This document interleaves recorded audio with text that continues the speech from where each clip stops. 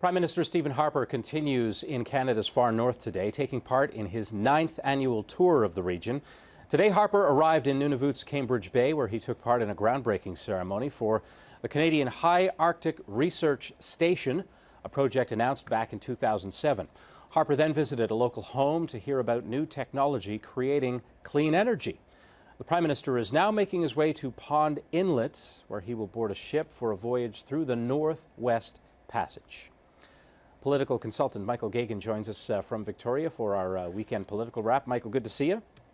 Good to see you. We'll get to the Arctic in a second. I want to start with the issue of an inquiry into missing and murdered Aboriginal women. Stephen Harper says no inquiry is necessary. Today in New Brunswick, campaigning with a candidate there, Justin Trudeau said that the Prime Minister is on the wrong side of history. Does this issue have staying power? Could it last into the election? Well, I think whether or not it has staying power depends on, quite sadly, whether we see more in the way of murdered and or missing Aboriginal women. Here in British Columbia, of course, we had the horrifying example of Robert Pickton and many women disappearing off the streets of the downtown east side of Vancouver. And it was a long time before the police and others became really concerned about that. So I think there is a sociological problem, to use Harper's terminology. There is a problem here in Canada, and I think it is worthy of an inquiry if we are to prevent this kind of stuff happening. Stephen Harper in the north, the purpose of this trip every year is what exactly? Well, Prime Minister Harper, he is hearkening back to Diefenbaker, who was another Conservative Prime Minister who took a keen interest in the North. His interest in the North is very timely, given, the rush for resources in terms of the Arctic and seabed areas. So asserting our sovereignty as the North is a very wise and prudent course of action. Where Harper has run into difficulty is that some of what he's announced, some of what he's promised, there hasn't been as much in the way of follow-up as people expected from when he was first elected Prime Minister.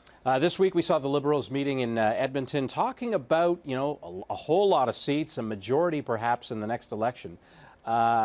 Realistic or not? We have seen dramatic political changes in this country. I mean, one only has to think about, when Kim Campbell became leader, 2 landslide majorities for the Conservatives reduced to only 2 seats. So one of the things that can happen is when the numbers start moving, if they start moving beyond a certain point, you can have a situation where a government, they may be coming in second in a lot of ridings, but that also means they're not being elected in a lot of ridings. So there have been dramatic swings in terms of the makeup of the House of Commons. So, the polling numbers, as you stated earlier, they've been going up for the Liberals. If they hold, and that's a big if, then there will be a dramatic reshuffling of the makeup of seats. And it has been very difficult for the Liberals to get elected in the West.